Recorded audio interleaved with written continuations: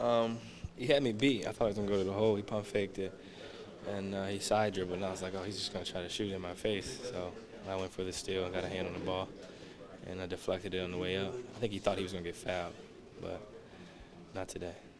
Did you know when they came out of that they were going to run? No, I think it was like a scramble. I wasn't guarding Holly. I was guarding Gordon. He had went through the middle and closed the door. No, I mean, he's a good three-point shooter, so I figured I'd just be ready to go. And if you try to go around it, the elevator, it's over. They're going to close it. So just try to get through there with him. And then once he caught it, just try to pressure him and then end up getting caught on Drew Holiday on the switch. You guys, I think, had almost 80% of your baskets assisted tonight. Did it kind of feel like that? Balls were really moving out there? Yeah, we did a pretty good job moving the ball.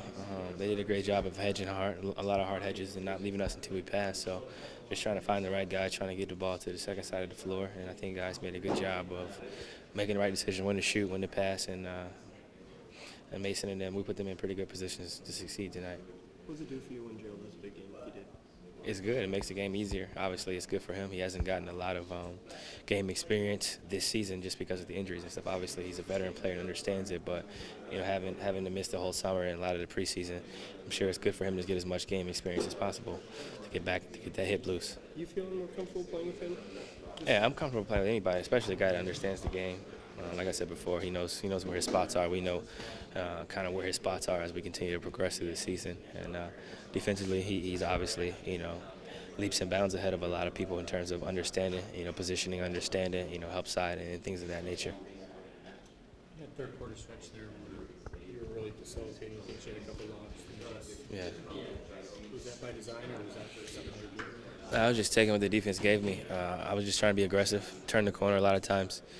If there's two guys, you got to make the right play. I try to string it as much as I can to kind of get them to over-rotate so that the weak side's open. But once I got into the lane, I kind of seen Mason, at the corner of my eye. And having a guy as athletic as him, you just kind of throw it up there and let him go get it. In past years, it was a bounce pass. And I've been told to bounce pass it a lot, early on in my career and stop throwing lobs. So I got to get in the habit of throwing them up there again. CJ, you guys go on a long road trip now. Wouldn't get one here before Yeah, I think obviously, New Orleans is a really good team, get a lot of good players back, and whenever you're playing at home, you want to take advantage of the crowd and take advantage of the opportunity, especially, with the amount of travel we have set up right now. I think the NBA didn't do us any favors, and I'm going to have to talk to Mr. Silver about switching up January and December next year for us. Tell us something about the conversation.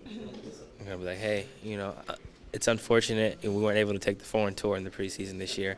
I recommended Maccabi, Tel Aviv, but it didn't work out. So maybe next year we can get some more home games in December, since he didn't invite me to his bachelor party. How do you feel you've been doing as far as your consistency? Shooting? Period. Oh, you said this year. Oh, I think I've been doing a pretty good job getting to my spots every night. I do a good job of, using the mid-range jumper to my advantage. I think catch and shoot threes are always going to be there. Got to knock those down. Just take advantage of good opportunities.